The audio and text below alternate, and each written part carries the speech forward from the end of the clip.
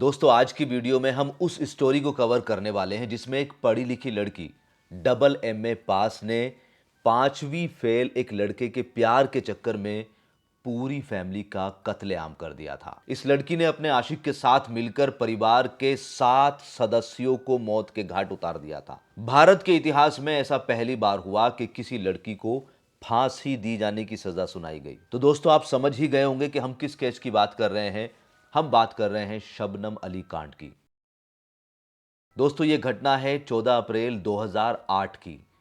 उत्तर प्रदेश का एक जिला है अमरोहा और इसमें एक गांव है बावनखेड़ी। इस बावनखेड़ी गांव में शौकत अली नाम के एक प्रसिद्ध व्यक्ति रहते थे। ये पेशे से एक स्कूल में मास्टर थे। गांव में बहुत ही बढ़िया रुतबा था, पैसे वाले थे, जमींदार थे और इनके 2 बेटे और एक बेटी थी। एक बेटे की शादी हो गई थी, वो बेटे इंजीनियर थे। दूसरे बेटे जो छोटे वाले थे वो मेरठ में पढ़ाई कर रहे थे। एक बेटी शबनम अली जिसने डबल एमए किया हुआ था। इस घटना की शुरुआत 14-15 अप्रैल को रात 2 बजे से होती है। रात के 2 बजे थे, पूरा गांव सो रहा था, पूरे गांव में सन्नाटा था, लेकिन एक घर में शोर और चिल्लाने की आवाज पूरे गांव में गूंज रही थी और वो घर था शौकत अली का। शबनम अली घर की छत पर खड़ी थी और चिल्ला रही थी कि बचाओ, हमें लूट लिया है, हमारे परिवार के सभी सदस्यों को मार दिया है। गांव वालों ने जब शबनम की आवाज सुनी तो वो दौड़कर पहुंचे और पूरा गांव उनके घर के बाहर इकट्ठा हो गया। लेकिन गांव वालों ने देखा कि घर का दरवाजा अंदर से बंद है, तो कुछ लोग दीवार फांदकर अंदर कूदे, दरवाजा खोला और फिर पूरे गांव वाले जैसे ही अंदर घर में गए तो उनके होश उड़ गए, क्योंकि शौकत अली के घर में 7 डेड बॉडी पड़ी थी। शौकत अली, उनकी बीवी, उनके बेटे, बहू, बच्चा और एक भतीजी, इस पूरे परिवार को मौत के घाट उतार दिया था। सबके गले कटे हुए थे। ये नज़ारा देखकर पूरे गांव वालों के होश फाख्ता हो गए कि आखिर कितना जालिम कोई व्यक्ति होगा जिसने पूरे परिवार का कत्लेआम कर दिया और लूट के ले गया। मात्र एक सदस्य परिवार की बची थी और वो थी शबनम अली, जिसका रो रो कर बुरा हाल था।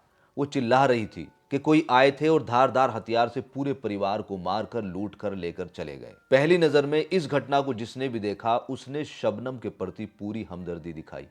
यहां तक कि उस वक्त की मुख्यमंत्री मायावती ने भी पूर्ण रूप से शबनम के प्रति हमदर्दी दिखाई और 2 दिन के बाद ही वो शबनम से मिलने भी चली गई और 5 लाख रुपए शबनम को देने का भी ऐलान कर दिया। इस घटना ने पुलिस प्रशासन के भी हाथ पैर फुला दिए थे। 10 थानों की पुलिस शबनम के घर के चारों तरफ घूम रही थी। पुलिस प्रशासन पर बेइंतहा प्रेशर था।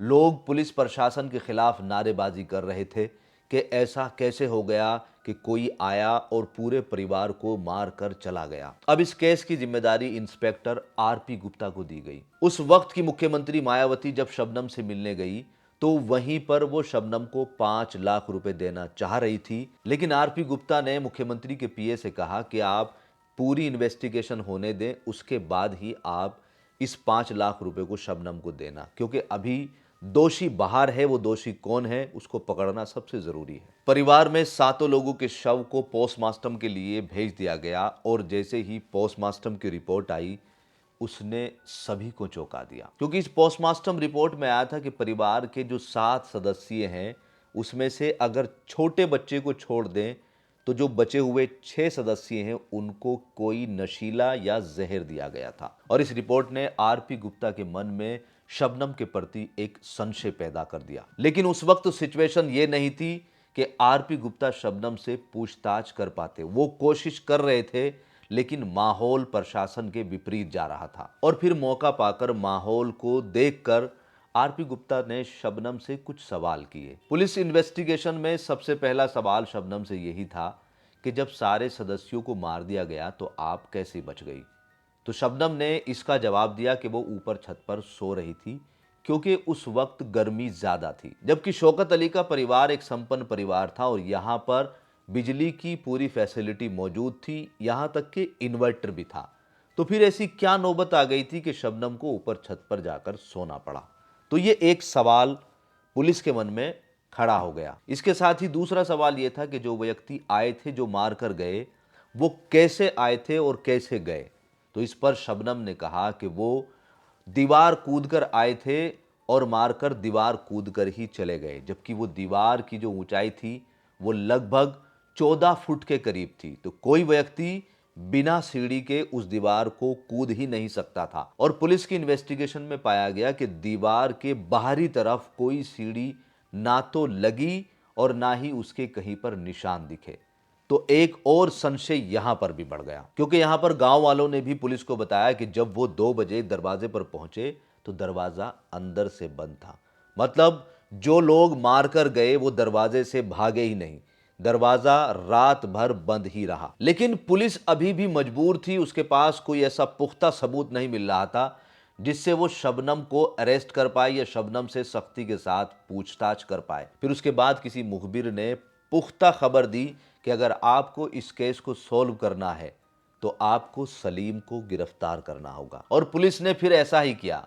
पुलिस ने जैसे ही सलीम नाम के एक व्यक्ति को गिरफ्तार किया और उससे सख्ती के साथ पूछताछ करी गई तो उसने फिर सारी बातें उगल दी। सलीम ने पुलिस को बताया कि वो और शबनम एक दूसरे से प्यार करते थे और शादी करना चाह रहे थे, लेकिन परिवार के सदस्य इस बात पर मंजूरी नहीं दे रहे थे। इसलिए शबनम और सलीम ने दोनों ने मिलकर प्लान बनाया कि वो परिवार के सदस्यों को ही रास्ते से हटा देते हैं, जिससे रास्ता साफ हो जाएगा और हम दोनों शादी कर लेंगे और शादी के बाद जायदाद के भी मालिक हम ही होंगे। सलीम के इन बयानों के आधार पर जब पुलिस शबनम के पास पहुंची तो शबनम अभी भी मानने को तैयार नहीं थी। लेकिन जब पुलिस ने सलीम और शबनम का आमना सामना कराया तो शबनम टूट गई और दहाड़े देकर रोने लगी। और फिर पुलिस को शबनम ने पूरी सच्चाई बताई। पुलिस अब शबनम की जबानी जानना चाह रही थी कि आखिर में ये घटना कैसे अंजाम दी गई। तो अब पुलिस को शबनम ने बताया कि वो जैसे ही कॉलेज जाती थी, सलीम नाम का व्यक्ति सामने बढ़ी का काम करता था, लकड़ी का काम करता था। कॉलेज आते जाते शबनम की नज़र सलीम पर पड़ने लगी और सलीम की नज़र शबनम पर। देखते ही देखते दोनों को एक दूसरे से प्यार होने लगा। समय आगे बढ़ता गया और दोनों ने एक दूसरे से मिलना भी शुरू कर दिया। इसी बीच दोनों ने एक दूसरे से फोन पर भी बातचीत करना शुरू कर दिया। शबनम एक पढ़े लिखे और सम्मानित परिवार से थी, जबकि सलीम मेहनत मजदूरी करने वाला था। शबनम ने अब अपने परिवार के सामने प्रस्ताव रखा कि मैं और सलीम शादी करना चाहते हैं, लेकिन परिवार वालों ने साफ मना कर दिया। जब शबनम और सलीम को अपनी शादी का कोई रास्ता नजर नहीं आने लगा तो शबनम ने प्लान किया कि क्यों ना हम पूरे परिवार के सदस्यों को ही रास्ते से हटा देते हैं। और इसके लिए शबनम और सलीम ने 14 अप्रैल की रात को चुना। 14 अप्रैल को बड़े ही मोहब्बत के साथ शबनम ने पूरे परिवार को डिनर कराया और डिनर कराने के बाद परिवार के सदस्यों से पूछा कि भाई चाय कौन कौन पीना चाहेगा। परिवार के सभी सदस्यों ने कहा कि शबनम के हाथ की चाय कैसे मिस कर सकते हैं, सबके लिए आप चाय बनाओ। शबनम ने चाय बनाई और इस चाय में सलीम से उसने पहले ही जहर मंगाकर जो रखा हुआ था वो इस चाय में मिला दिया और परिवार के सभी सदस्यों को वो चाय पिला दी। चाय पीने के बाद परिवार के सभी सदस्य अपने अपने कमरों में चले गए और बेचैनी के साथ सो गए। पोस्टमार्टम की रिपोर्ट इस बात की तरफ इशारा करती है कि वो चाय पीने के बाद परिवार के 6 सदस्य मर गए थे। अब शबनम रात को सलीम को फोन करके बुलाती है और परिवार के सभी सदस्यों के गला काटने को बोलती है, क्योंकि यहाँ पर ये दोनों चाहते थे कि कोई भी परिवार का सदस्य जिंदा नहीं बचना चाहिए। तो सलीम ने कुल्हाड़ी से सभी के गले काट दिए। आज भी परिवार के सदस्यों के खून के निशान उन दीवारों पर मौजूद हैं। सलीम इस घटना को अंजाम देकर शबनम के घर से चला गया, लेकिन उसने देखा कि कुछ ही देर के बाद शबनम का फिर दोबारा से सलीम पर फोन आया। शबनम कहने लगी कि तुम्हें वापस आना पड़ेगा, क्योंकि यहां पर मेरा जो छोटा भतीजा है वो अभी जिंदा है और तुम्हें उसे भी मारना पड़ेगा। आपको जानकर हैरानी होगी कि उसके भतीजे की उम्र मात्र 11 महीने थी। अब सलीम ने शबनम से कहा कि मैं अब वापस नहीं आऊंगा, ये काम तुम्हें ही अंजाम देना पड़ेगा। तो शबनम ने अपने हाथों से उस मासूम का गला दबाकर उसको भी मौत के घाट उतार दिया। भारत के इतिहास में किसी महिला के द्वारा अपने परिवार के खिलाफ ऐसी क्रूरता कभी नहीं देखी गई। इसीलिए कोर्ट ने इस वहशी भरे कृत्य को देखते हुए शबनम और उसके आशिक सलीम को मौत की सजा सुनाई। डिस्ट्रिक्ट कोर्ट ने शबनम और सलीम को मौत की सजा सुनाई तो शबनम ने हाई कोर्ट में पिटीशन डाली। इलाहाबाद हाई कोर्ट ने भी शबनम को मौत की सजा ही सुनाई। उसके बाद शबनम ने सुप्रीम कोर्ट में भी अर्जी डाली, लेकिन सुप्रीम कोर्ट ने भी शबनम को मौत की सजा सुनाई। इसके बाद भी शबनम ने मर्सी पिटीशन राष्ट्रपति और गवर्नर को डाली, लेकिन वहां से भी शबनम को कोई दया नहीं मिली। हाँ, यूपी गवर्नर ने शबनम की पिटीशन को यूपी गवर्नमेंट पर ट्रांसफर कर दिया और यह केस आज भी इसी तरीके से चल रहा है। आज भी शबनम रामपुर की जेल में और सलीम प्रयागराज की जेल में बंद है। जब शबनम को 2008 में अरेस्ट किया गया तो शबनम 2 महीने की प्रेग्नेंट थी। जेल में ही शबनम के एक बेटा हुआ।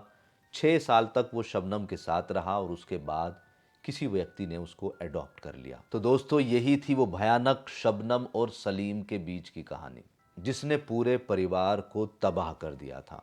दोस्तों, इस स्टोरी को बताने का मतलब किसी को डराना नहीं है, हाँ, सतर्क करना जरूरी है। आप सभी लोग सतर्क रहें, सुरक्षित रहें और इस केस के बारे में आप क्या कहना चाहेंगे कमेंट करके जरूर बताएं।